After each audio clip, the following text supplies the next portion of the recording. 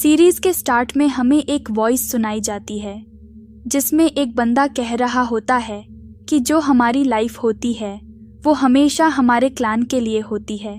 और यह चीज़ मेरे फादर हमेशा मुझसे कहते रहते थे, लेकिन अपने पूरे लाइफ टाइम में मैं इसके रियल मतलब को नहीं समझ पाया। लेकिन इस टाइम पर जब मैं अपनी मौत के काफ़ी ज़्यादा करीब हूँ, मैं इसके सही मतलब को समझ चुका हूँ। और इसी के साथ ही मेन कैरेक्टर को दिखाया जाता है जो कि अपने घुटनों के पल झुका होता है, जिसका नाम सियान है।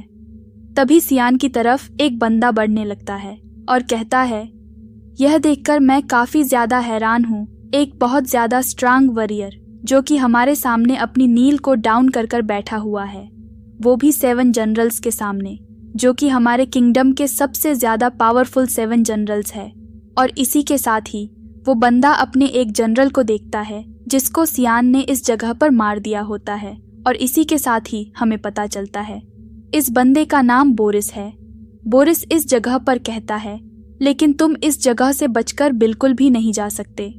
सियान उसकी बात सुनकर कहता है, क्या तुम्हें सही में ऐसा लगता है कि मैं इस जगह से बचकर नहीं निकल सकता? क्या तुम्हें मेरे बारे में नहीं पता? क्या तुम सही में इस जगह पर मेरी पावर के ऊपर शक कर रहे हो? तभी पुस इस जगह पर हंसने लगता है और कहता है, तुम सही में काफ़ी ज़्यादा स्ट्रांग हो। और इसी के साथ ही जो इस जगह पर यान होता है वो अपनी पावर को रिलीज़ करने लगता है अपने वेपन के साथ। और जैसे ही वो अपनी पावर को रिलीज़ करता है वैसे ही उसके चारों तरफ एक ब्लड कलर का ऑरा उसके चारों तरफ फैलने लगता है। बोरिस भी ये देखकर काफ़ी ज़्यादा हैरान हो जाता है, क्योंकि जो सियान था उसकी पूरी बॉडी ट्रांसफॉर्म हो जाती है। उसके चारों तरफ काफ़ी ज़्यादा रेड कलर का ऑरा होता है और उसकी बॉडी से ये ऑरा काफ़ी ज़्यादा लार्ज अमाउंट में निकल रहा था। लेकिन जो बोरिस होता है वो इस ओर को देखकर थोड़ा बहुत डर जाता है, लेकिन फिर इसके बाद बताने लगता है कि हमारे क्लन के चारों तरफ एक प्रोटेक्टिव बैरियर लगा हुआ है जो कि 9th रैंक का मैजिक है और इसको डिफीट करना तुम्हारे बस की बात नहीं है। लेकिन इस जगह पर जो सियान होता है वो उसकी बात को नहीं मानता और आगे की तरफ बढ़ने लगता है और कहता है, मुझे बताओ इस जगह पर आखिरकार ये सारी चीज़ें जो भी मेरे साथ और मेरे क्लन के साथ हुई हैं वो किसने करवाई? लेकिन बोरिस जगह पर हंसने लगता है और कहता है, तुम्हें इसके बारे में पता है आखिरकार ये चीज़ें किसने करी हैं, लेकिन तुम फिर भी उस बंदे के बारे में मुझसे पूछ रहे हो। हम देखते हैं जो इस जगह पर यान होता है वो वापस से अपने रा को रिलीज़ करने लगता है और कहता है, मुझे जल्दी बताओ, क्या ये सब कुछ इस जगह पर एम्परर ने किया है? अगर यह सब कुछ एम्परर ने किया है तो वो भी मेरे सामने बिल्कुल भी नहीं बचेगा, मैं उसको भी मार डालूंगा। लेकिन इसी के साथ ही हमें बताया जाता है कि जो सियान है वो इस जगह पर एक एसिन है। इसी के साथ ही अब इस जगह पर जो भी सियान के साथ चीज़ें हो रही थीं उसका मास्टरमाइंड आगे की तरफ बढ़ने लगता है। जैसे ही सियान उस बंदे को देखता है उसे अपने फादर की बात याद आती है, जब एक टाइम पर उसके फादर ने उससे कहा था कि जो तुम्हारा क्लन है उस पूरे क्लन में एसेल ही एक ऐसा बंदा है जो कि तुम्हारे क्लन को आगे ले जा सकता है, जो कि तुम्हारा बड़ा भाई है और तुम्हारी सफलता ही इस जगह पर एसेल की सफलता है। इसीलिए तुम्हें हमेशा एसेल का साथ देना है। और यहाँ पर एसेल को देखने के बाद तो सियान पूरे तरीके से हैरान होता है। वो नीचे की तरफ झुक जाते हैं और कहने लगता है, मेरा बड़ा भाई आखिरकार इस जगह पर क्या कर रहा है? तभी जो एसेल होता है वो आगे की तरफ बढ़ने लगता है अपनी स्वर्ड के साथ और कहने लगता है, तुम इस जगह पर काफ़ी ज़्यादा हैरान हो मुझे इस जगह पर देखकर, इसीलिए अब इस जगह पर ज़्यादा चौंको मत। इस जगह पर क्या चल रहा है मैं तुम्हें बताता हूँ। तुमने अपनी सारी की सारी जिम्मेदारियों को काफ़ी ज़्यादा अच्छे तरीके से निभाया है। तुमने अपने क्लन की जिम्मेदारियों को, यहाँ तक कि लोगों की जिम्मेदारियों को और मेरे लिए भी काफ़ी कुछ किया है। लेकिन अब इस जगह पर टाइम पूरा हो चुका है। तुमने इस जगह पर अपनी सारी की सारी जिम्मेदारियों को अच्छे तरीके से निभाया और मेरे लिए जो काम मेरे लिए ज़रूरी था वो भी कर दिया। अब यहाँ पर तुम्हारे लिए कोई भी चांस नहीं है ज़िंदा रहने का, इसीलिए अब तुम्हें मर जाना चाहिए। अगर तुम मरते नहीं तो इस जगह पर मेरे लिए काफ़ी सारी प्रॉब्लम्स क्रिएट हो सकती हैं। इसीलिए अच्छा यही होगा कि तुम मर जाओ। सियान अपने भाई की बात सुनकर हैरान हो जाते हैं और कहता है, आखिरकार ये सब कुछ क्या हो रहा है और तुम ऐसा सब कुछ क्यों कर रहे हो? मैंने तो तुम्हारे साथ कभी भी कुछ भी गलत नहीं किया। इसी के साथ ही अब यहाँ पर एसेल अपनी तलवार को लेकर आगे की तरफ बढ़ने लगता है ताकि वो सियान को एक ही बार में मार सके। लेकिन जो सियान होता है वो इस जगह पर सारी की सारी चीज़ें जानना चाहता था, इसीलिए वो भी अपने वेपन को इस जगह पर पकड़ लेता है और कहता है, अगर तुमने इस जगह पर क्लन से गद्दारी करी है तो तुम्हें भी इसकी सज़ा मिलेगी। एसेल चाहे मेरे फादर का ऑर्डर कुछ भी हो। और इसी के साथ ही जो एसेल होता है वो अपने भाई की तरफ देखने लगता है, यानी कि सियान की तरफ, कि उसकी बॉडी से काफ़ी ज़्यादा ब्लडी ऑरा निकल रहा है। वो तभी इस जगह पर कहने लगता है, तुम तो एक मॉन्स्टर हो जो कि इस जगह पर, मेरे फादर ने कहा था तुम्हें तो इस जगह पर पहले ही मार देना चाहिए था। मेरे फादर ने तुम्हें आखिरकार जिंदा क्यों रखा? ताकि तुम हमारे क्लन के लिए लॉयल रह सको। लेकिन तुमने तो इस जगह पर क्लन के साथ गद्दारी करी है और इसी के साथ ही तुम तो एक मॉन्स्टर हो, एक डीमन हो। इसीलिए कुछ भी करके अब तुम्हें मरना होगा। लेकिन उसके ऊपर इस तरीके के इल्जाम लगाता हुआ देखकर सियान को भी काफी ज्यादा गुस्सा आ जाता है। सियान कहने लगता है, शायद से तुम इस जगह पर मेरे सारे के सारे एहसानों को भूल चुके हो, जिस वजह से तुम इस तरीके की हरकत कर रहे हो। सियान बताना शुरू करता है कि स्टार्टिंग में यहाँ पर डीमन नाम की कोई भी चीज नहीं थी। एम्पायर बनने के लिए सभी लोग आपस में ही लड़ रहे थे, लेकिन उसी टाइम पर जो डीम क्लन के लोग थे उन लोगों ने ह्यूमन क्लन के ऊपर हमला करना स्टार्ट कर दिया, जिसके बाद ह्यूमन क्लन और डीम क्लन के बीच में एक वॉर सी स्टार्ट हो गई, जिसके बाद पूरे के पूरे कॉन्टिनेंट के अंदर सभी लोग इस जगह पर डीम से फाइट कर रहे थे। उसी टाइम पर मैंने भी अपनी पावर का यूज करते हुए अपने भाई एसेल की मदद करी ताकि वो इस किंगडम का किंग बन सके, और हुआ भी ऐसा ही। जो एसेल था वो काफ़ी ज़्यादा पावर में आ गया और काफ़ी ज़्यादा फेमस हो गया। लेकिन आखिरकार उसने मेरे साथ क्या किया? उसने मुझे धोखा दे दिया और इस जगह पर मुझे मारने की कोशिश करी और काफ़ी सारे जनरल्स को इस जगह पर भेजा ताकि वो मुझे मार सके। लेकिन अब इन सारी चीज़ों का बदला एसेल तुम्हें देना होगा। सियान अपनी ट्रू पावर को यूज़ करने लगता है। सियान की ट्रू पावर काफ़ी ज़्यादा होती है, लेकिन वो काफ़ी ज़्यादा ज़ख्मी होता है, जिस वजह से इस पावर को यूज़ करते हुए उसका काफ़ी ज़्यादा ब्लड भी बहने लगता है। सियान इस जगह पर कहता है, चाहे अभी मैं इस जगह पर मर ही क्यों ना जाऊं, लेकिन मैं अकेले बिल्कुल भी नहीं मरने वाला। एसेल, इस जगह पर अब तुम भी मेरे साथ मरोगे। लेकिन जो एसेल होता है वो कहता है, क्या तुम्हें सही में लगता है इस जगह पर तुम मुझे मार सकते हो? जितने भी इस जगह पर गार्डियंस होते हैं और यहाँ पर जनरल्स होते हैं वो कहने लगते हैं, हमें क्या करना चाहिए। जो बोरिस होता है वो इस जगह पर कहता है, सभी लोग शांत हो जाओ। इस जगह पर पहले ही इस जगह पर एक पावरफुल बैरियर बना हुआ है। इस जगह पर वो कुछ भी नहीं कर सकता। हम लोगों को मारने के लिए ज़्यादा चिंता करने की कोई भी ज़रूरत नहीं है। हम देखते हैं जो सियान होता है वो अपनी ट्रू पावर को यूज़ कर रहा होता है। ट्रू पावर को देखने के बाद तो एसेल भी कहते हैं, तुम सही में एक मॉन्स्टर हो, एक डीएम हो। इसीलिए तुम्हें मारने के बाद तो मैं एक हीरो बन ही जाऊंगा, एक ट्रू ही ज़ीरो। और एसेल और सियान के बीच में अब एक फ़ाइट स्टार्ट हो जाती है।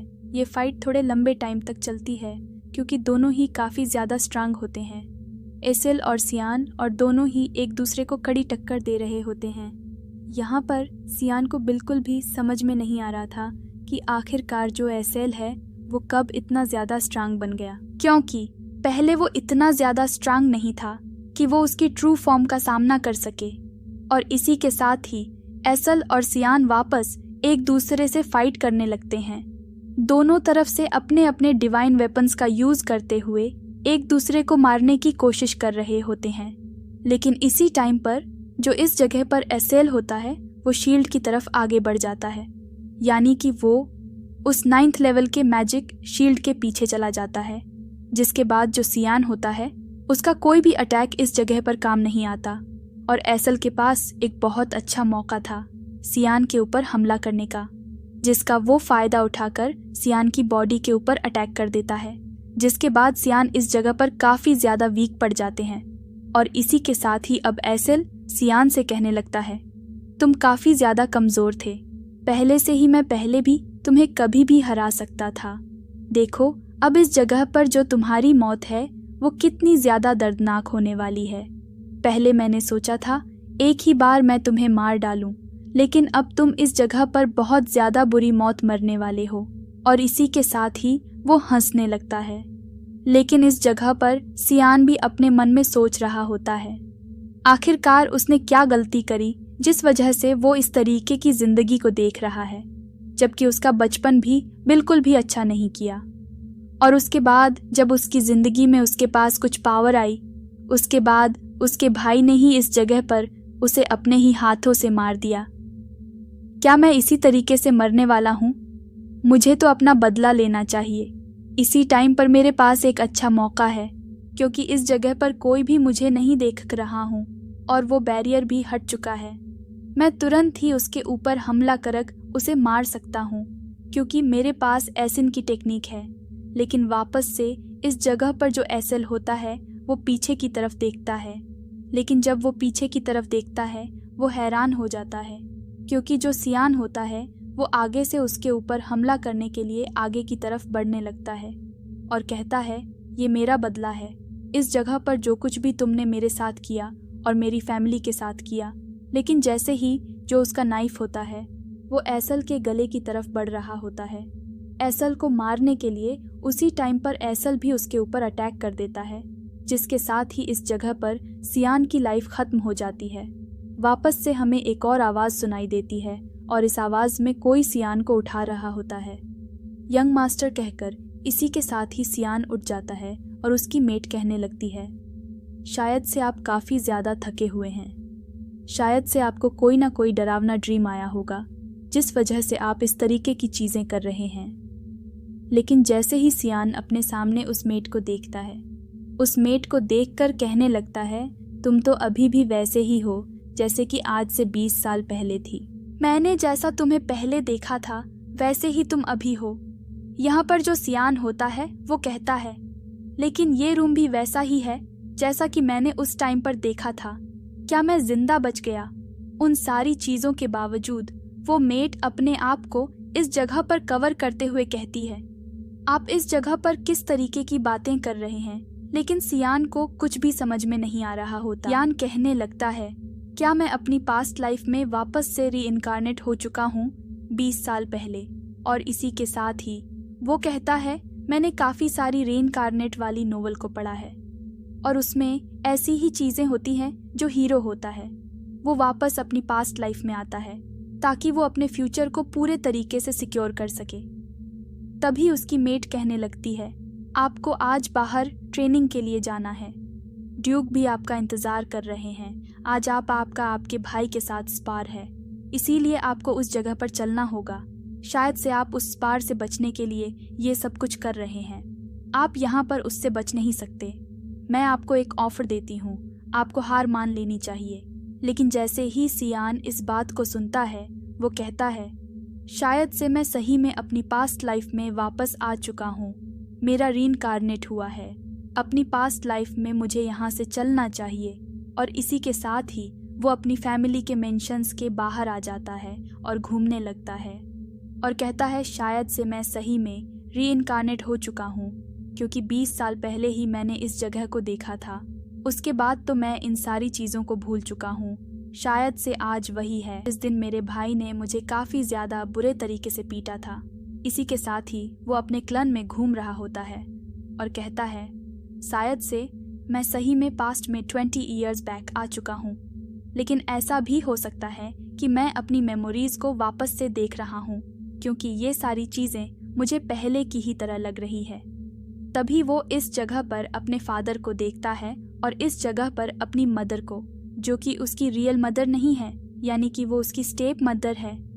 और उसके फादर इस पूरी की पूरी फैमिली के ड्यूक है और वो बताते हैं कि उसके फादर कभी भी उसके ऊपर ज़्यादा ध्यान नहीं देते थे, क्योंकि उन सभी को ऐसा लगता था कि मैं एक पीस ऑफ शीट हूँ और मेरा भाई जो कैंग है वही इस जगह पर पावरफुल है और वही उनके फैमिली को आगे ले जा सकता है, क्योंकि वो काफ़ी ज़्यादा स्ट्रांग है और अच्छे तरीके से स्वॉर्डमैनशिप के बारे में भी जानता है। और वैसे भी जो उसकी स्टेप मदर है वो उसे बिल्कुल भी पसंद नहीं करती है। वो भी इस जगह पर यही चाहती है कि जो उनका बेटा है इस जगह पर वही गद्दी पर बैठे, और वो हमेशा कुछ ना कुछ कर कर मुझे टीज करती रहती है क्योंकि मैं कमज़ोर हूँ। और उस दिन जब पिछली लाइफ में ये मैच हुआ था तो मेरे भाई ने काफ़ी ज़्यादा बुरे तरीके से मुझे पीटा था, जिसके बाद जो मेरे फादर थे उन्होंने सारी की सारी होप को खो दिया था और उन्होंने कहा था तुम इस जगह पर कुछ भी नहीं कर सकते, एक कचरे की लाइफ भी जियोगे और तुम अपनी लाइफ में कभी भी कुछ नहीं कर पाओगे। और यह बात सुनकर मुझे उस टाइम पर काफ़ी ज़्यादा गुस्सा आया था, लेकिन मैं कमज़ोर था। जबकि अभी इस टाइम पर जो यहाँ पर उसकी मेड होती है वो उससे कहने लगती है तुम्हें पहले ही हार मान लेनी चाहिए, अगर तुम फाइट करोगे तो तुम बहुत ज़्यादा बुरे तरीके से पीटो। लेकिन जो इस जगह पर था वो कहता है मैं फाइट करूँगा, और सियान इसी के साथ ही आगे की तरफ बढ़ जाता है और अपनी स्वर्ड को बाहर निकालते हुए, यानी कि अपने वेपन को बाहर निकालते हुए कहता है चलो जल्दी से आ जाओ इस जगह पर फाइट के लिए। जबकि जो उसकी मेड होती है वो उसे चेयर कर रही होती है, क्योंकि बाकी सभी को तो बस यही लगता था जो सियान है वो एक कचरे के टुकड़े के अलावा और कुछ भी नहीं है, वो अपनी लाइफ में कुछ भी अचीव नहीं कर सकता। सियान इस जगह पर अपनी ब्लेड को देखते हुए कहता है इस ब्लेड को देखे हुए भी लंबा टाइम हो गया, क्योंकि मैंने बहुत लंबे टाइम से एक ही तरीके की ब्लेड को यूज़ किया था। मैं हमेशा नाइफ्स का यूज़ करता था क्योंकि मैं एक एसिन था, जबकि वो दोनों एक दूसरे के सामने होते हैं, यानी कि दोनों भाई। और इसी के साथ ही यहाँ पर कैंग सियान से कहने लगता है तुम मरने वाले हो इस जगह पर बहुत ज़्यादा बुरे तरीके से, मैं तुम्हें बेइज्जत करूँगा। तभी इस जगह पर सियान भी अपने फादर की तरफ देखता है। उसके फादर इस जगह पर कहते हैं चलो ठीक है, एक दूसरे की तरफ हमला करो और इस जगह पर इस मैच को स्टार्ट करो। यहाँ पर जैसे ही ये मैच स्टार्ट होता है कैंग तुरंत ही आगे की तरफ बढ़ने लगता है सियान के ऊपर हमला करने के लिए, और सियान से कहता है तुम्हें अपने अपोनेंट के ऊपर नज़र रखनी चाहिए। तुम्हारा अगर कभी भी ध्यान अपने अपोनेंट से हट जाता है तो उसी टाइम पर तुम्हारी मौत हो सकती है। लेकिन हम देखते हैं जो यहाँ पर सियान होता है वो तुरंत ही उसके हमले को डॉज कर लेता है और साइड में हो जाता है। और इसी के साथ ही ये देखने के बाद तो कैंग भी हैरान होता है कि उसने आखिरकार दूसरी तरफ देखते हुए उसके हमले को कैसे डॉज किया है। और इसी के साथ ही वो कहता है कि तुम्हें डॉज करने के अलावा और कुछ भी नहीं आता, तुम मेरे हमले को खाली डॉज ही कर सकते हो या फिर मेरे ऊपर काउंटर अटैक भी कर सकते हो। लेकिन इस मौके का फ़ायदा उठाकर तुरंत ही सियान उसके ऊपर हमला कर देता है और उसकी हाथ से उसके वेपन को हटा देता है और तुरंत ही उसके पैर के ऊपर एक ज़ोरदार किक मारता है। ये किक काफ़ी ज़्यादा स्ट्रांग होती है, जिस वजह जैसे कैंग को भी काफ़ी ज़्यादा तकलीफ होने लगती है और वो नीचे की तरफ गिर जाता है।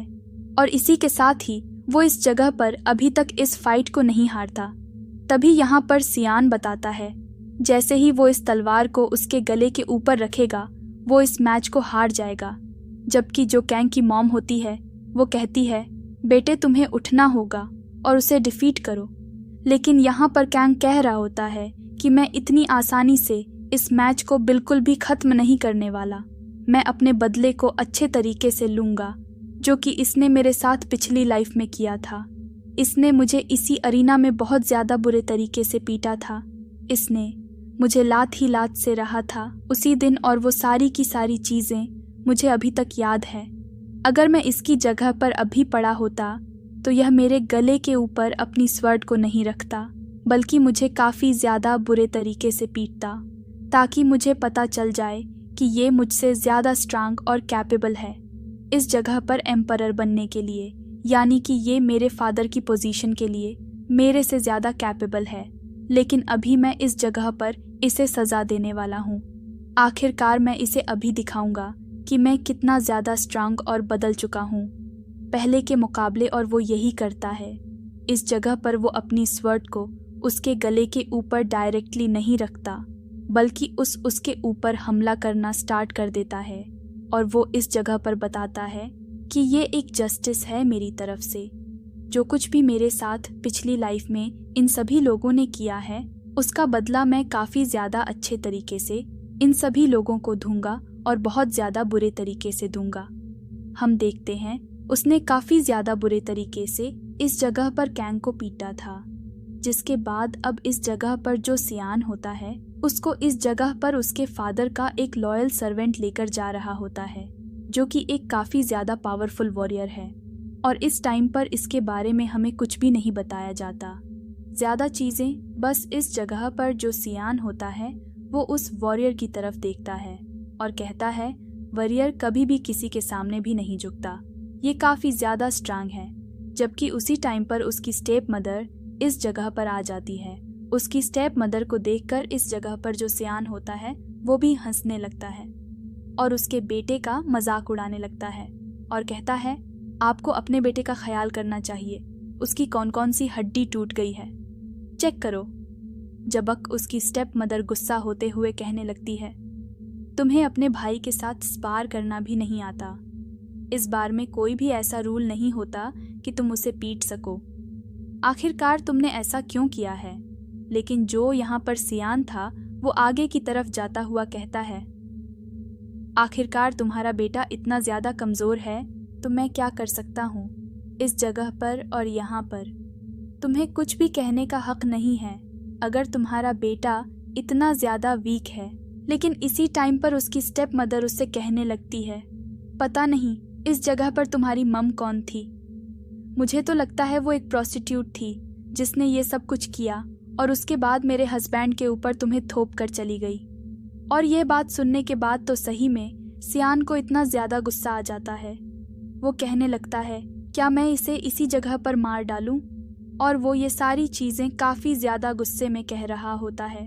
वो कहता है नहीं, मैं इसे इस जगह पर नहीं मारूंगा क्योंकि इसकी मौत काफ़ी ज़्यादा दर्दनाक होगी। उससे पहले मुझे पता है आखिरकार मुझे इस जगह पर क्या करना चाहिए, जिस वजह से ये यहाँ पर कुछ भी ना बोल पाए। और इसी के साथ ही अब वो उसके बेटे के बारे में बोलना स्टार्ट करता है। वो कहता है तुम्हें तो पता ही है इस जगह पर मैं भी तुम्हारे बेटे के साथ एकेडमी के अंदर जाने वाला हूँ। तुम्हें तो पता ही होगा उसे हमेशा मेरे साथ फ़ाइट करने में काफ़ी ज़्यादा दिलचस्पी रहती है। लेकिन फ़ाइट के दौरान तो अगर मैंने तुम्हारी इन सारी बातों को याद कर उसकी 2-4 हड्डियाँ तोड़ दी तो बिल्कुल भी मेरे ऊपर ब्लेम मत डालना, क्योंकि ये सारी की सारी चीज़ें तुम्हारी गलती होगी। उसकी ऐसी बात सुनने के बाद उसकी स्टेप मॉम को भी काफ़ी गुस्सा आ जाता है। वो कहती है तुम्हारी हिम्मत कैसे हुई मेरे बेटे के बारे में इस तरीके की बात करने की? और वो सियान को मारने के लिए आगे की तरफ बढ़ने लगती है। जैसे ही वो सियान को मारने के लिए उसकी तरफ बढ़ रही होती है, तभी जो इस जगह पर ड्यूक का गार्ड होता है वो तुरंत ही सियान के आगे आ जाता है और कहने लगता है लेडी इस जगह पर आपको साइड हो जाना चाहिए। ड्यूक इस जगह पर इस बच्चे को बुला रहे हैं अपने पास, तो आप इसके साथ कुछ भी नहीं कर सकती। और इसी वजह से जो ड्यूक का ये सोल्जर होता है यानी कि वॉरियर यहाँ पर जो क्वीन होती है उनकी तरफ घूर कर देखता है और यहाँ पर वो काफ़ी ज़्यादा गुस्से में होता है। यहाँ पर जो क्वीन होती है यानी कि ये लेडी भी काफ़ी गुस्सा हो जाती है। तभी यहाँ पर जो सिहान होता है वो कहता है मुझे पता है इस जगह पर जो ड्यूक का ये गार्ड है ये इस जगह पर किसी की भी बात को नहीं मानता।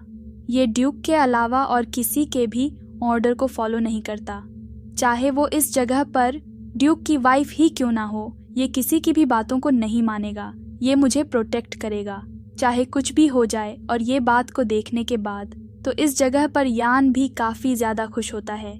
इसी के साथ ही हमें सीन दिखाया जाता है इस जगह पर ड्यूक के ऑफिस का जो वो गार्ड होता है वो सियान को इस जगह पर छोड़कर बाहर की तरफ चला जाता है। सियान के फादर कहते हैं कि सियान आखिरकार तुम इस जगह पर आ ही गए हो। सियान जैसे ही अपने फादर को अपने सामने देखता है वो इस जगह पर अपने फादर को ग्रीट करता है और इस जगह पर ग्रीट करने के बाद वो अपने फादर के बारे में बताना स्टार्ट करता है। वो बताता है कि जो मेरे फादर हैं वो इस जगह के ड्यूक है, वो काफ़ी ज़्यादा स्ट्रांग वॉरियर है और इसी के साथ ही वो करंट टाइम पर डीमन रेस से भी फाइट कर रहे हैं और उनमें भी शामिल है। और इसी के साथ ही मेरे फादर अंपायर का फुल साथ दे रहे हैं, क्योंकि वो अपने अंपायर के लिए काफ़ी ज़्यादा लॉयल है और वो एम्पायर के लोगों को भी अपने ही लोगों की तरह काफ़ी ज़्यादा पसंद करते हैं, जिस वजह से वो इस फाइट में हिस्सा ले रहे हो और वो चाहते हैं कुछ भी कर इन डेमॉन्स को ख़त्म कर दिया जाए, जिसके लिए उन्होंने काफ़ी सारी फाइट्स भी करी हैं अभी तक और आने वाले टाइम में भी वह काफ़ी सारी बड़ी बैटल्स लड़ने वाले हैं डीमंस के खिलाफ, जिनमें से एक बैटल के अंदर उसके फादर की डेथ हो जाएगी किसी अननोन रीज़न की वजह से, क्योंकि इसका रीज़न इस वर्ल्ड में किसी को भी नहीं पता था, यहाँ तक कि एसल को भी इसके बारे में नहीं पता था कि आखिरकार जो मेरे फादर हैं उनकी डेथ कैसे हुई। इसी के साथ ही अब इस जगह पर यहाँ पर सियान बताता है कि मैं अपने फादर को बिल्कुल भी पसंद नहीं करता, क्योंकि उन्होंने कभी भी मेरे ऊपर ध्यान नहीं दिया जब मैं कमज़ोर था, क्योंकि उन्हें एक स्ट्रांग बेटा चाहिए था जो कि इस जगह पर पूरे के पूरे एम्पायर को प्रोटेक्ट कर सके। इसी के साथ ही अब इन दोनों की बातचीत स्टार्ट होती है जो इस जगह पर उसके फादर होते हैं। वो कहने लगते हैं, मैंने तुम्हारे फाइटिंग स्टाइल को देखा, तुम्हारा फाइटिंग स्टाइल काफ़ी ज़्यादा अच्छा था, मुझे बताओ इस जगह पर तुमने स्वॉर्डमैनशिप कहाँ से सीखी। तभी उनकी ऐसी बात सुनने के बाद तो सियान भी हैरान हो जाते हैं और कहने लगता है, मैं क्या बताऊं। तभी वो अपने फादर से कहता है, ये एक नॉर्मल फाइटिंग स्टाइल है। तभी उसके फादर कहते हैं, मैंने देखा जब इस जगह पर कैंग तुम्हारे ऊपर हमला कर रहा था, उस टाइम पर तुमने कैंग के बदले उसकी एस्ट के ऊपर नज़र रखी, तुम उसकी स्वर्ड की मूवमेंट के ऊपर ध्यान दे रहे थे, आखिरकार उसकी स्वर्ड किस तरफ घूमती है, और तुमने वैसे ही जैसे ही वो स्वर्ड तुम्हारी तरफ आगे बढ़ी उसे डॉज कर लिया। तुमने ये सब चीज़ें कहाँ से सीखी, मुझे बताओ इन सब चीज़ों के बारे में। लेकिन इस जगह पर जो सियान था वो तो कुछ भी नहीं बता सकता था, क्योंकि उसने ये सारी चीज़ें तो अपनी पास्ट लाइफ में सीखी थी और उन्हीं का वो यूज़ कर रहा था फाइट में। इसी के साथ ही वो अपने फादर से कहता है, मैं अपने रूम में रोज स्वॉर्डमैनशिप की प्रैक्टिस करता हूँ। तभी उसके फादर कहते हैं, लेकिन तुमने तो मुझे पहले बताया था तुम्हें इस जगह पर स्वॉर्डमैन से बिल्कुल भी पसंद नहीं, शायद से तुम्हारा ये कोई सीक्रेट होगा, इसीलिए मैं तुमसे ये बिल्कुल भी नहीं पूछना चाहता। तुमने इस मैच को जीत लिया है तो तुम मुझे इस जगह पर बता सकते हो, आखिरकार तुम्हारी विश क्या है, तुम इस जगह पर क्या करना चाहते हो। मैं तुम्हें वो हर चीज़ में हेल्प करने के लिए तैयार हूँ जो कि इस जगह पर तुम चाहते हो, लेकिन तुम्हें मेरे हिसाब से बनना होगा, यानी कि एक पावरफुल बच्चा जो कि इस जगह पर पूरे के पूरे एम्पायर की प्रोटेक्शन कर सके। इसी के साथ ही मैं तुम पर गुस्सा भी हूँ, क्योंकि तुमने फाइट एंड होने के बाद अपने भाई के ऊपर इतनी सारी लात क्यों मारी और यहाँ पर उसे इतने ज़्यादा बुरे तरीके से क्यों पीटा। तभी सियाने इस जगह पर कहता है, मैं क्या बताऊँ, इस जगह पर उसने मेरे को पास्ट लाइफ में इसी तरीके से पीटा था। तभी वो अपने फादर से कहता है, इस जगह पर मैं एक वॉरियर होने की वजह से उसे बता रहा था, अगर वो कोई रियल फाइट होती तो वो इस जगह पर मारा जाता और उसके ज़िंदा रहने के कोई भी चांस नहीं होते। और वो ये सारी चीज़ें और भी काफ़ी सारी बातों के साथ कहने लगता है, जिसको सुनने के बाद उसके फादर भी हैरान होते हैं कि एक छोटा बच्चा होने के बावजूद इतनी बड़ी बड़ी बातें कैसे कर पा रहा है और मेरे सामने। तभी उसके फादर कहते हैं, तुम इस जगह पर बहुत ज़्यादा कैपेबल हो और मुझे लगता है आने वाले टाइम में तुम हमारी फैमिली के लिए और हमारे इस पूरे एम्पायर के लिए काफ़ी सारी चीज़ें करोगे। मुझे लगता है तुम यहाँ पर एसएल के लिए काफ़ी ज़्यादा अच्छी हेल्प करोगे इस एम्पायर को चलाने में। और इस जगह पर वो उन्हीं बातों को वापस से कहते हैं जो कि पास्ट लाइफ में उसके फादर ने उससे कही थी। और यहाँ पर ये बात सुनने के बाद तो और भी ज़्यादा हैरान हो जाते हैं और कहता है, मेरा हाल वैसा ही होने वाला है जैसा कि मेरी पिछली लाइफ में हुआ था। मैं उसके हाथों से क्या वापस से मारा जाऊंगा, मैं इस बार बिल्कुल भी उसका कोई गुलाम नहीं बनने वाला। उसके हाथों की कठपुतली और इसी के साथ ही उसके फादर की आईज ग्लो करने लगती है और उसके फादर बोलते हैं, मेरा बेटा अब स्ट्रांग हो चुका है। शायद से आने वाले टाइम में ये अपनी एकेडमी में भी हायर रैंक्स को हासिल करेगा। और इसी के साथ ही उसके फादर कहते हैं, चलो ठीक है, मैं अब इस जगह पर तुमसे किसी भी चीज़ के बारे में नहीं पूछने वाला। अब तुम मुझे इस जगह पर बताओ अपने डिसीजन के बारे में, जो कि मैंने तुमसे पूछा था। तुम्हारी एक विश को मैं कंप्लीट कर सकता हूँ, तुम मुझे बताओ। तभी यहाँ पर सियान कहता है, आखिरकार मुझे इस टाइम पर क्या मांगना चाहिए? क्या मुझे वो चीज़ मांग लेनी चाहिए? और इसी के साथ ही वो एक ईविल तरीके से हंसने लगता है और कहता है, ठीक है, अब मैं आपको इसका पर बताने वाला हूँ। आखिरकार मुझे क्या चाहिए? इसी के साथ ही सीन शिफ्ट हो जाता है। हमें मेड का सीन दिखाया जाता है। मेड काफ़ी ज़्यादा गुस्सा होती है और सियान से कहती है, आखिरकार तुम्हें इसकी क्या ज़रूरत थी? तुम डीमंस के साथ फाइट करने के लिए जाना चाहते हो उस जगह पर? क्या तुम पागल हो? तुम्हारी स्ट्रेंथ कितनी ज़्यादा कम है। तभी इस जगह पर सियान बताता है, मेरे फादर ने मुझे 1 महीने का टाइम दिया है। अगर मैंने उन्हें साबित नहीं किया तो मैं वहाँ पर नहीं जाने वाला। लेकिन उसकी मेड कहती है, क्या तुम्हें पता है उस जगह पर कितने सारे डीमंस हैं? वो तुम्हें आसानी से मार सकते हैं। तुम उनके सामने कुछ भी नहीं हो। अगर वो अपनी फुल पावर के साथ तुम्हारे ऊपर हमला करेंगे तो तुम मारे जाओगे। इसी के साथ ही अब इस जगह पर जोसिना होता है, वो बताता है बॉर्डर के बारे में, और वो बताता है कि जिस जगह पर डीमंस और उनकी फाइट चल रही है ह्यूमंस के बीच में, वो फाइट काफ़ी लंबे टाइम से चल रही है और अब मैं भी 1 महीने बाद उस फाइट में एंटर करूँगा। लेकिन मुझे बिल्कुल भी नहीं पता है उस जगह पर फाइट के बारे में।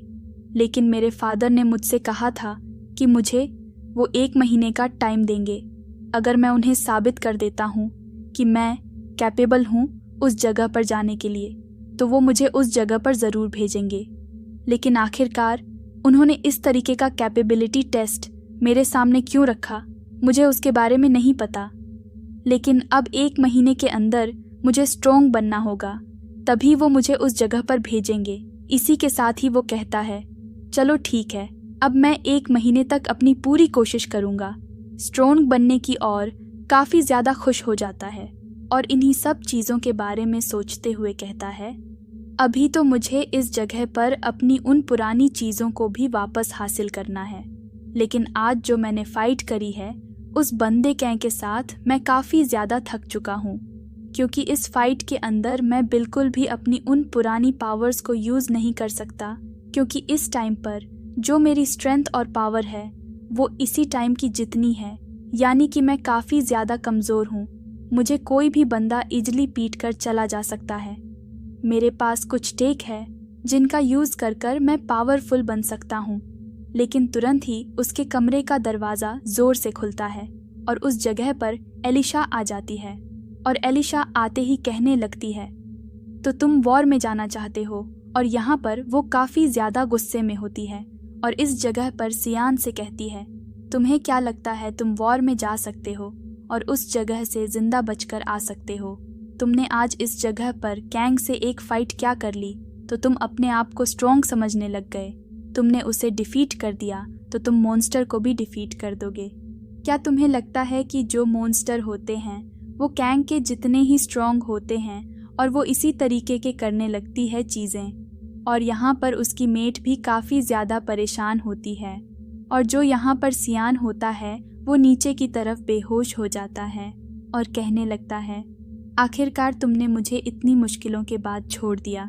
लेकिन तभी इस जगह पर जो एलिशा होती है वो कहती है, ठीक है, जल्दी से टेरेस पर आओ, मैं टेरेस पर तुम्हारा वेट कर रही हूँ। जल्दी से, अगर तुम उस जगह पर नहीं आते तुम्हारा हाल मैं काफ़ी ज़्यादा बुरा करूँगी। और वो इन्हीं बातों को कह रही होती है और इसी के साथ ही सीन शिफ्ट होता है। हमें सीन दिखाया जाता है बाहर का, जिस जगह पर वो दोनों ही खड़े होते हैं अपने अपने वेपन्स के साथ। तभी इस जगह पर सियान कहता है, आखिरकार इसने मुझे जगह पर क्यों बुलाया है? इसका इस जगह पर बुलाने का आखिरकार रीज़न क्या है? मुझे इसके बारे में बिल्कुल भी नहीं पता। अगर इसने अभी मेरे साथ फ़ाइट करी, मैं बिल्कुल भी फ़ाइट नहीं कर सकता।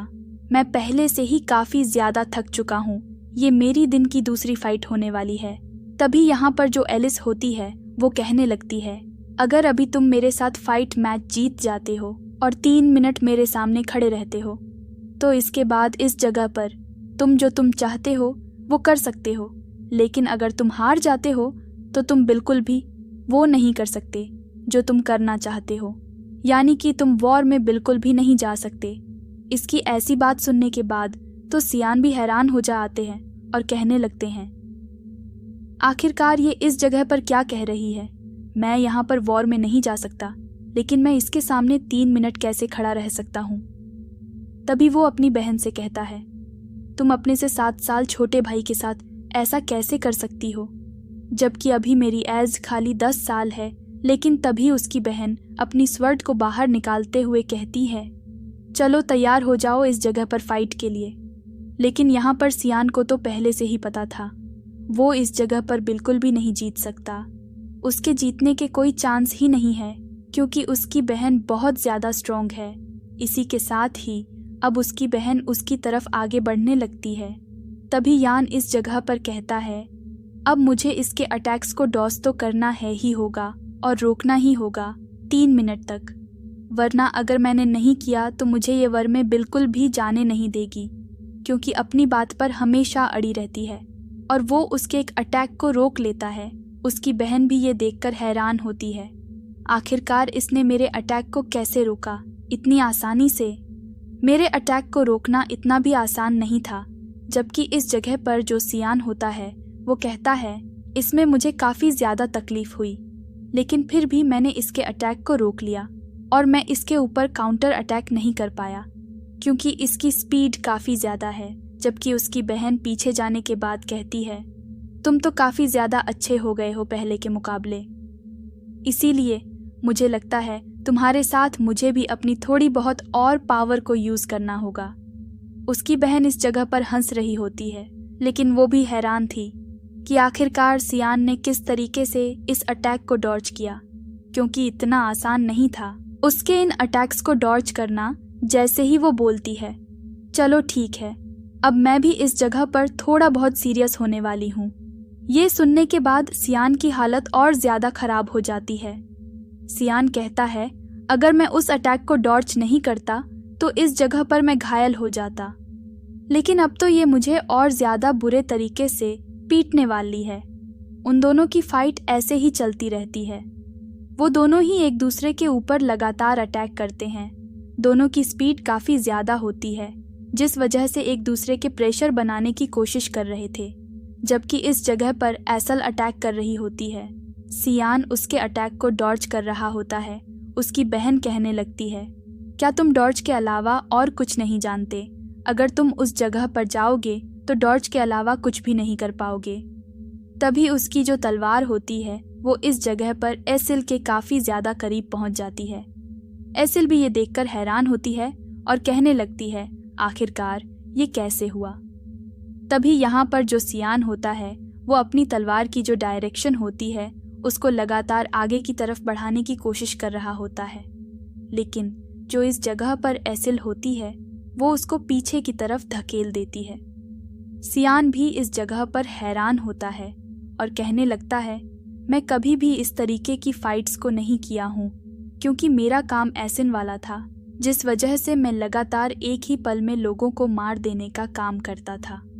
लेकिन इस तरीके की फ़ाइट में मुझे बिल्कुल भी इंटरेस्ट नहीं है और मैं इस तरीके की फ़ाइट को ज़्यादा टाइम तक नहीं चला सकता। और यहाँ पर जो मेरी हालत है वो काफ़ी ज़्यादा ख़राब हो चुकी है, जबकि मेरी बहन की कंडीशन पूरे तरीके से सही है।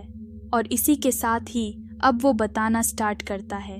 वो एक मिस्ट ग्रुप को ज्वाइन किया हुआ था, जिसमें वो नंबर 1 किलर था और उसकी असेसनिंग इतनी ज़्यादा अच्छी थी कि काफ़ी सारे लोग उसे अपना आइडियल मानते थे और मैं काफ़ी ज़्यादा स्ट्रोंग भी हुआ करता था। लेकिन अभी मैं बिल्कुल भी नहीं समझ पा रहा, इस वीक बॉडी के साथ मैं आखिरकार उतना स्ट्रोंग कैसे बन सकता हूँ, जबकि मेरे पास मिस्ट क्लन की सारी टेक्निक्स है। मैं मिस्ट एसन ग्रुप का एक नंबर 1 एसन था, लेकिन इस टाइम पर मेरे हाथ भी कांप रहे इस स्वॉर्ड को पकड़ते हुए, क्योंकि मेरी बहन थी, उसका फोर्स काफ़ी ज़्यादा था। लेकिन इसी के साथ ही अब इस जगह पर जो एलिस होती है उसका जो फोकस होता है वो उसके माइंड से पूरे तरीके से हट जाता है, यानी कि वो आउट ऑफ कंट्रोल हो जाती है और उसके माइंड से उसका कनेक्शन हट जाता है और अब वो अपनी ट्रू पावर को यूज़ करने लगती है। जैसे ही वो अपनी ट्रू पावर रिलीज करती है, जो उसकी ब्लेड होती है वो भी इस जगह में चमकने लगती है और उसका जो एक पावरफुल मूव होता है वो एक्टिवेट हो जाता है। इस मूव को एक्टिवेट होता देखकर जो इस जगह पर सिहान होता है वह कहता है, मेरी जिंदगी खत्म हो चुकी है, अब मैं बिल्कुल भी नहीं बचने वाला। उसकी तो आंखें भी ग्लो कर रही हैं, वो मुझे मार डालेगी इस जगह पर।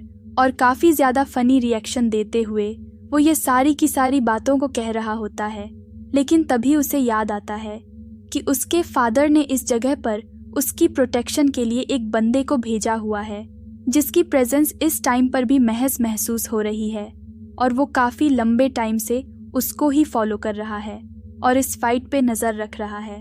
अगर मेरी जान खतरे में आएगी तो वो ज़रूर इस जगह पर मुझे बचाने के लिए आएगा। इसीलिए जो इस जगह पर सियान होता है वो भी आगे की तरफ बढ़ जाते हैं उस अटैक के ऊपर हमला करने के लिए। जैसे कि हमें पता है सियान उस अटैक को नहीं रोक सकता और ना ही उसे डॉज कर सकता है, जिस वजह से वो बस उसी बंदे के ऊपर होप रखा हुआ है कि वो बंदा सामने आएगा और उसे बचा लेगा। अब वो दोनों ही अपने अपने मूव्स को एक दूसरे के ऊपर चला देते हैं, जबकि वो बंदा तुरंत ही, यानी कि जो वॉरियर है, वो सामने आता है और इस जगह पर तुरंत ही जो यहाँ पर एलिस होती है उसके अटैक को ब्लॉक करता है, जबकि इस जगह पर जो सिहान होता है उसको हवा में ही उसके कॉलर से पकड़ लेता है।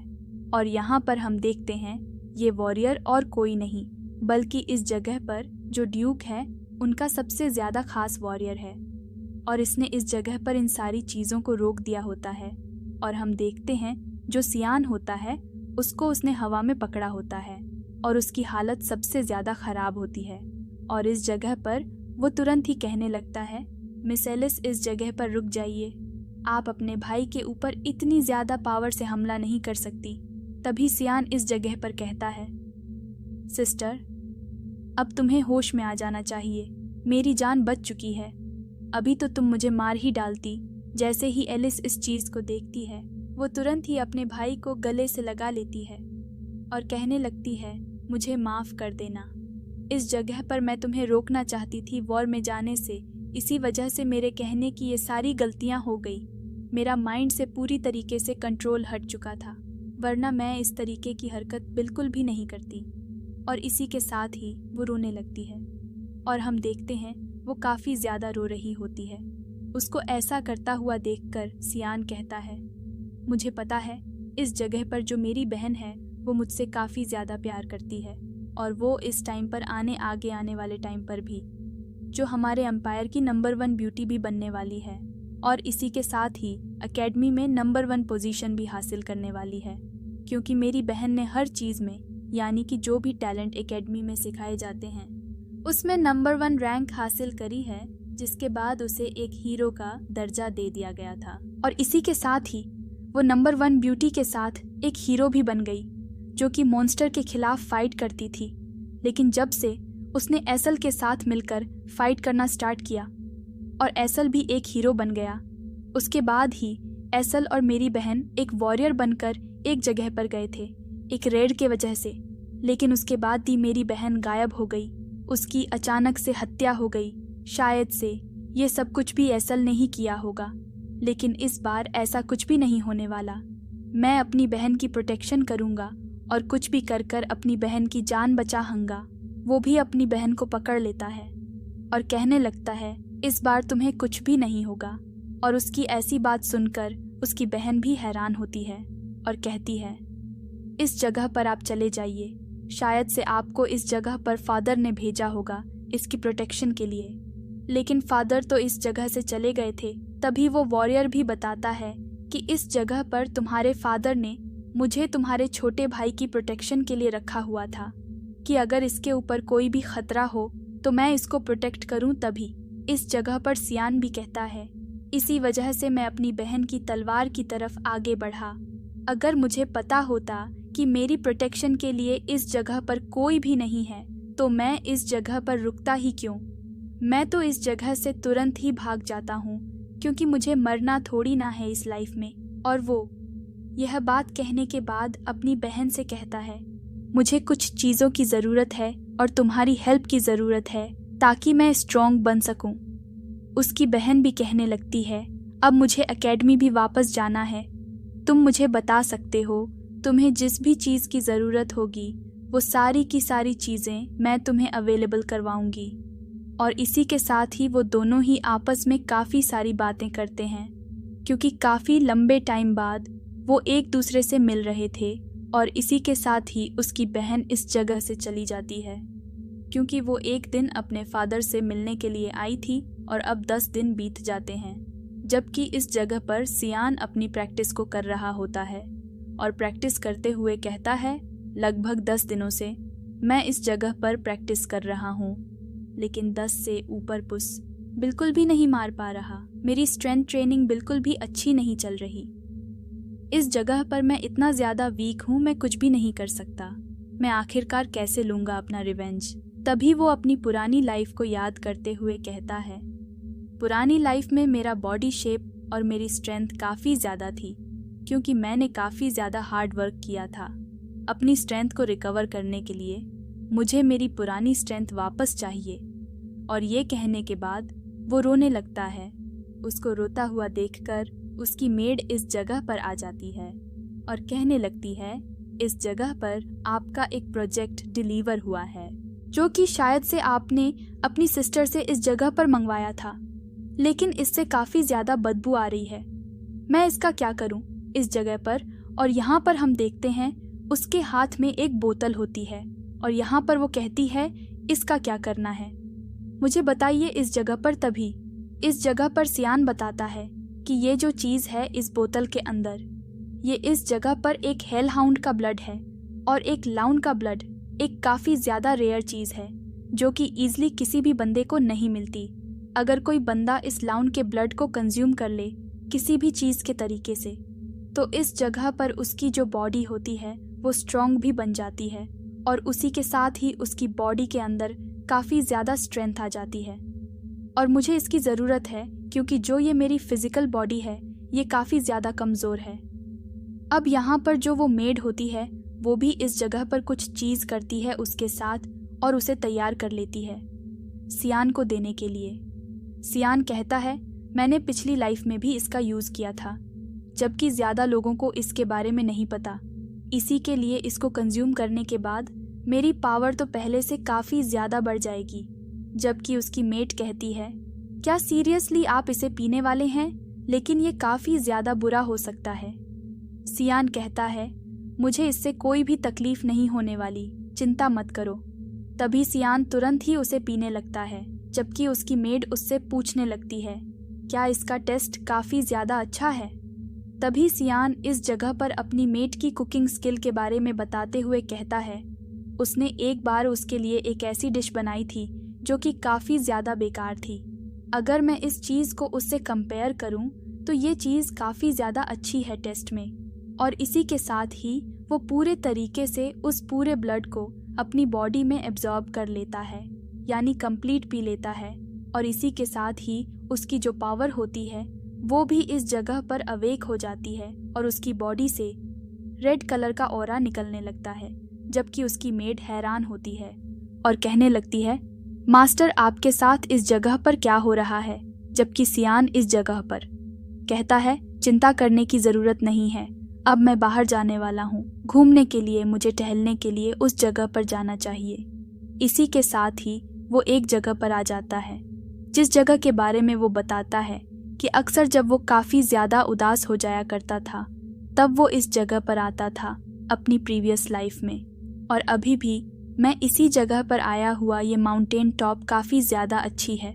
लेकिन इसी के साथ ही वो एक बात बताता है और बताता है कि आज से कुछ सालों बाद एसएल को कोई बंदा इस बारे में बताएगा कि इस माउंटेन के वहाँ पर एक सीक्रेट टेम्पल छुपा हुआ है, जिस सीक्रेट टेम्पल के अंदर एक डिवाइन वेपन छुपा हुआ है जो कि गॉड का वेपन है, गॉड ऑफ लाइट का। और अगर वो उस वेपन को ले लेता है तो डीमंस के अगेंस्ट उसकी फाइट काफ़ी ज़्यादा आसान हो जाएगी। और वो वही वेपन है जिससे उसने मेरे ऊपर हमला किया था। और अभी मैं उस वेपन को लेने के लिए उससे पहले इस जगह पर आ चुका हूँ और उस वेपन को लेने वाला हूँ, और इसी के साथ ही वो अपनी न्यू पावर्स का यूज़ करने लगता है और अपनी बॉडी को चारों तरफ से ऑरा से कवर कर लेता है। और उसके ऑरा की पावर इतनी ज़्यादा होती है कि जब वो ज़ोर से ज़मीन पर पंच मारता है तो यहाँ पर जो वो सीक्रेट गेट होता है वो भी ओपन हो जाते हैं, और कहने लगता है एसएल को इस जगह पर आने में लंबा टाइम लगने वाला है, और उससे पहले इस जगह पर जितने भी ट्रेजर्स छुपे हुए हैं उन सारे ट्रेजर्स को मैं लेकर जाऊंगा। और हम देखते हैं उस टेम्पल के रास्ते को, जिसकी तरफ अब सियान आगे बढ़ने लगता है। यान आगे बढ़ते हुए कहता है ये टेम्पल का रास्ता वैसा ही है, लेकिन मुझे कुछ अलग सी फीलिंग हो रही है। और इसी के बाद ही वो बताता है इस जगह पर जो वेपन छुपे हुए हैं वो किसके हैं, और वो बताता है कि इस जगह पर जो एसएससीएल को वेपन मिला था वो इस जगह पर गॉड ऑफ लाइट का वेपन है, जिसको गॉड ऑफ लाइट ने यूज़ किया था एक डीमन के अगेंस्ट फाइट में। और वो जो डीमन था वो भी कमज़ोर डीमन नहीं था, बल्कि वो भी काफ़ी ज़्यादा स्ट्रॉन्ग था। उसने भी गॉड ऑफ लाइट को काफ़ी ज़्यादा डैमेज किया था। लेकिन उन दोनों की फ़ाइट के बारे में जितने भी सबूत मौजूद थे वो 300 साल पहले आज से सारे के सारे डिस्ट्रॉय हो चुके हैं। इसी के साथ ही वो उस टेम्पल को देखने लगता है जिसके अंदर एक चीज़ चमक रही होती है, और वो उस चमक को देखकर कहने लगता है ये इस जगह पर और कुछ नहीं बल्कि गॉड ऑफ लाइट का वही ट्रेजर वेपन है जो कि एक गॉड लेवल का वेपन है। अगर इस वेपन के साथ कोई भी बंदा किसी मॉन्स्टर से फाइट करे तो वो इजली किसी भी मॉन्स्टर को मार सकता है। अब वो उस ट्रेजर वेपन को देखने लगता है और बताता है कि कुछ सालों बाद ऐसे ही काफ़ी सारे और भी ट्रेजर वेपन्स मिलना स्टार्ट हो जाएंगे, जब जो डीमंस है वो ह्यूमन टेरिटरीज में काफ़ी ज़्यादा आगे तक आ जाएंगे, और उनको भगाने के लिए जो ह्यूमंस है वो इसी तरीके के वेपन्स की खोज करेंगे, और काफ़ी सारे वेपन्स उन्हें मिलेंगे जो कि गॉड लेवल के होंगे, और वो उनका यूज़ कर कर इन सारे के सारे डीमन को हमारी सीमाओं से बाहर की तरफ धकेल देंगे। और ऐसे ही ट्रेजर्स में जो ये गॉड ऑफ लाइट की स्वार्ड है ये नंबर 1 ट्रेजर है। और इसके साथ ही अगर कोई बंदा इस स्वार्ड का एक सक्सेसर बन जाता है, यानी कि जितनी भी पावर इस वर्ड के अंदर गॉड ऑफ लाइट की बची हुई है उसको अपनी बॉडी के अंदर एब्जॉर्ब कर लेता है, तो उसकी पावर काफ़ी ज़्यादा बढ़ जाएगी और वो इजली डेमन किंग के साथ भी फाइट कर सकता है। पिछली लाइफ में मुझे नहीं पता एसल ने इन सारी चीज़ों को अवेक किया था या फिर नहीं, लेकिन इस बार वो ऐसा कुछ भी नहीं कर पाएगा। और इसी के साथ ही वो याद करने लगता है इसी स्वार्ड के वजह से मेरी जान गई थी।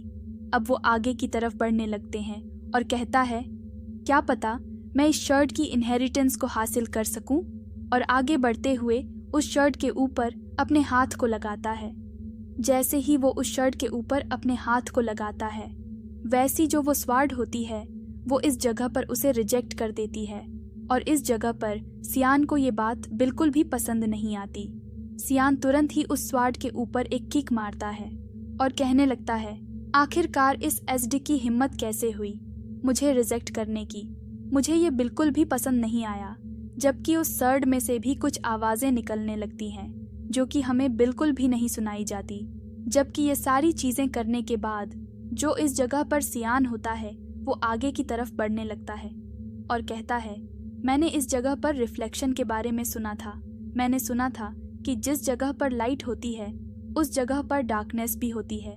मुझे डार्कनेस को ढूंढना चाहिए, क्या पता यहाँ पर कोई ना कोई और ट्रेजर हो।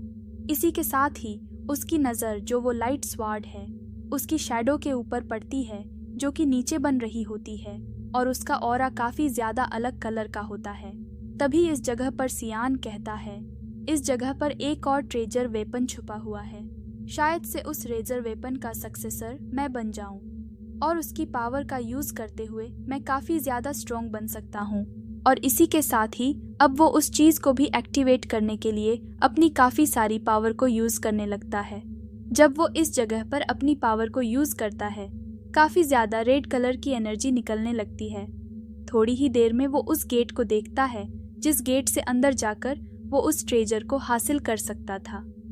तभी वो इस जगह पर काफ़ी ज़्यादा खुश हो जाता है और कहता है जैसे कि मैंने सोचा था जिस जगह पर लाइट होती है उस जगह पर डार्कनेस होती है, यानी कि जिस जगह पर गॉड्स होते हैं उस जगह पर डीमंस भी ज़रूर होते हैं। इस जगह पर कोई ना कोई ट्रेजर ज़रूर होगा जो कि डार्कनेस से रिलेटेड होगा, और इसी के साथ ही उसको एक ट्रेजर मिल जाता है जिसे वो तुरंत ही उठा लेता है। और ये स्वॉर्ड और कोई स्वॉर्ड नहीं, बल्कि जो पिछली लाइफ में उसके पास स्वॉर्ड थी ये वही स्वॉर्ड होती है। और इसी के साथ ये उसको उठा लेता है और उसको उठाते हुए कहता है, तुम्हें देखे हुए कितना लंबा टाइम हो गया। आखिरकार मैंने तुम्हें वापस से हासिल कर लिया। अब मैं तुम्हारा वापस से अच्छे तरीके से यूज़ कर सकता हूँ और तुम्हारी पावर्स को पहले से भी ज़्यादा बढ़ाऊँ। और इसी के साथ ही वो उसको चेक करने लगता है और कहता है, मुझे ये स्वॉर्ड काफ़ी ज़्यादा पसंद है, ये कितनी ज़्यादा अमेजिंग है। और इसी के साथ ही इस स्वॉर्ड के बारे में बता आया जाता है कि ये इस जगह पर जो गॉड्स और डिमस की फाइट हुई थी उसमें से जो डिमन गॉड था उसका ट्रेजर वेपन है। इसी के साथ ही इस जगह पर हमें एक और इविल एंटिटी को दिखाया जाता है जो कि इसी स्वॉर्ड की एक सोल होती है, जो कि इस जगह पर अपनी पावर का यूज करते हुए कहने लगती है, क्या तुम्हें लगता है तुम इस स्वॉर्ड को लेकर इस जगह से जा सकते हो? जबकि यहाँ पर उसकी ऐसी बात सुनने के बाद जो इस जगह पर सियान था वो कहता है, क्या तुम्हें लगता है तुम मुझे रोक सकते हो?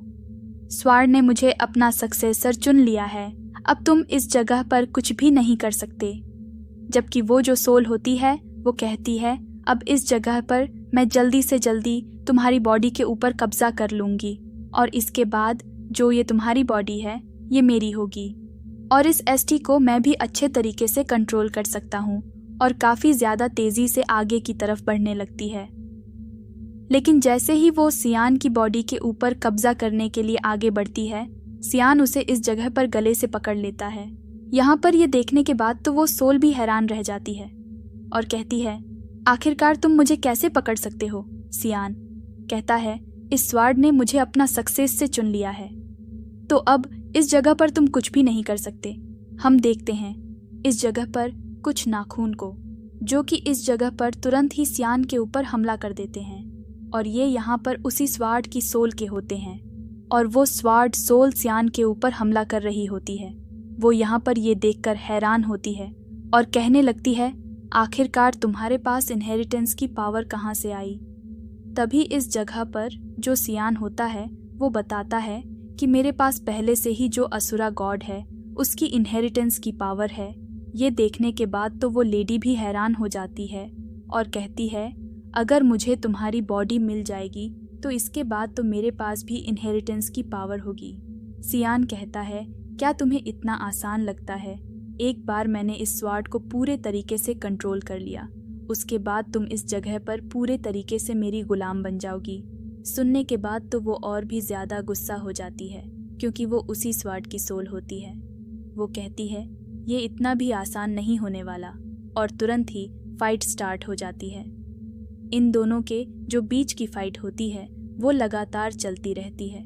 दोनों ही एक दूसरे के ऊपर लगातार अटैक कर रहे होते हैं, लेकिन सियान के लिए ये फाइट काफ़ी ज़्यादा मुश्किल होती जा रही थी क्योंकि सियान इतना ज़्यादा स्ट्रॉन्ग नहीं था जितना वो स्वॉर्ड सोल थी, क्योंकि वो एक गॉडल वेपन की स्वॉर्ड सोल है, जिस वजह से वो उसके ऊपर अपने इस वेपन की किसी ट्रिक का भी यूज़ नहीं कर सकता था। सियान कहता है, मुझे जल्दी से जल्दी इस जगह पर इस स्वॉर्ड को रिफाइन करना होगा। और इसी के साथ ही वो स्माइल करने लगता है और कहता है, ये यहाँ पर कंप्लीट होने वाला है। और इसी के साथ ही वो इसे कंप्लीट कर लेता है और कहता है, इस जगह पर मैंने इस स्वॉर्ड को कंट्रोल कर लिया है, अब इस जगह पर तुम मेरा कुछ भी नहीं बिगाड़ सकते। अब तो तुम इस जगह पर मेरे एक पेट बन जाओगे। और यहाँ पर सियाना उस स्वॉर्ड को कंट्रोल करते हुए कहता है, यहाँ पर जल्दी से मेरे सामने झुक जाओ। जैसे ही वो इस चीज़ को कहता है, उस सर्ड सोल के ऊपर काफ़ी ज़्यादा प्रेशर पड़ने लगता है और वो तुरंत ही झुक जाती है इस जगह पर और अपने मास्टर को इस जगह पर चुन लेती है, क्योंकि अब उस स्वॉर्ड ने मास्टर को चुन लिया था, तो ये स्वॉर्ड सोल इस जगह पर कुछ भी नहीं कर सकती। सियान कहता है, अब तो इस जगह पर तुम मेरे लिए एक लॉयल सर्वेंट बन चुके हो, इसीलिए अगर तुमने दोबारा से अपने मास्टर की सोल के ऊपर कब्जा करने की कोशिश करी, अपने मास्टर की बॉडी के ऊपर कब्जा किया, तो मैं तुम्हें बिल्कुल भी नहीं छोड़ूंगा। सियान कहता है, चलो ठीक है, अभी ये जो पनिशमेंट मैंने तुम्हें दी है ये काफ़ी है। अभी मुझे इस जगह से निकलना चाहिए। काफ़ी लंबा टाइम हो चुका है हमें इस जगह पर आए हुए। अगर किसी को पता चल गया कि मैं क्लेन से गायब हूँ तो इसी वजह से काफ़ी सारी प्रॉब्लम्स क्रिएट हो सकती है। मुझे चलना होगा। और इसी के साथ ही वो चलने लगता है आगे की तरफ स्वार्ड सोल को लेकर। और हम देखते हैं उसके हाथ में जो वो स्वार्ड होती है वो पूरे तरीके से कनेक्ट हो चुकी थी, यानी कि उसने इसे अपना मालिक मान लिया था। और इसी के साथ ही हमें उस सोल को भी दिखाया जाता है। जो वो सोल होती है वो हवा में उड़ रही होती है और सियान से कहने लगती है, मास्टर क्या आप मुझे बताना चाहेंगे आपको इस जगह पर इस वेपन के बारे में कैसे पता चला? क्योंकि गॉड ऑफ लाइट की स्वार्ड के बारे में तो सबको पता है, लेकिन इस वेपन के बारे में किसी को भी पता नहीं हो सकता। लेकिन सियान अब इस जगह पर उसे अपने फ्यूचर की कुछ बातें बताने लगते हैं। आखिरकार उसके साथ फ्यूचर में क्या क्या चीजें हुई।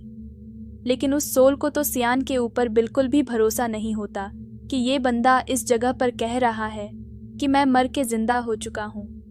क्या इस जगह पर मेरे मास्टर पागल हो चुके हैं? ये इस तरीके की बहकी बहकी बातें कर रहे हैं। सियान कहता है, चलो ठीक है, मैं इस जगह पर अब तुम्हें कुछ भी नहीं बताने वाला। लेकिन वो उसकी बात सुनने के बाद हैरान हो जाती है, लेकिन सियान से और कोई भी क्वेश्चन नहीं करती। सियान आगे की तरफ बढ़ने लगता है और आगे बढ़ते हुए कहता है, आगे चलकर इसी स्वार्ड की वजह से मेरी लाइफ एंड होने वाली है। इसी स्वार्ड के हाथों से मैं मारा जाऊंगा, तो उससे पहले मुझे इस ट्रेजर वेपन की आधी पावर को खत्म कर देना चाहिए। और वो अपने ट्रेजर वेपन का यूज करते हुए उस वेपन के जो ऊपर का हिस्सा होता है उसे इस जगह पर काट लेता है, जिसके अंदर काफी सारी पावर्स होती है। सियान कहता है, मैंने इस चीज को रख लिया अपने पास। ये देखने के बाद तो वो सोल भी हैरान हो जाती है और कहने लगती है, मास्टर आपको फ्यूचर के बारे में कैसे पता कि आपकी जो डेथ है वो इसी स्वार्ड की वजह से होने वाली है? सियान कहता है, यहाँ पर ये चीज आगे चलकर मेरे काफी ज्यादा काम आने वाली है, इसीलिए मैंने रख ली। क्योंकि अब सियान उसे ज्यादा कुछ भी नहीं बताना चाहता था ताकि ज्यादा प्रॉब्लम्स क्रिएट ना हो।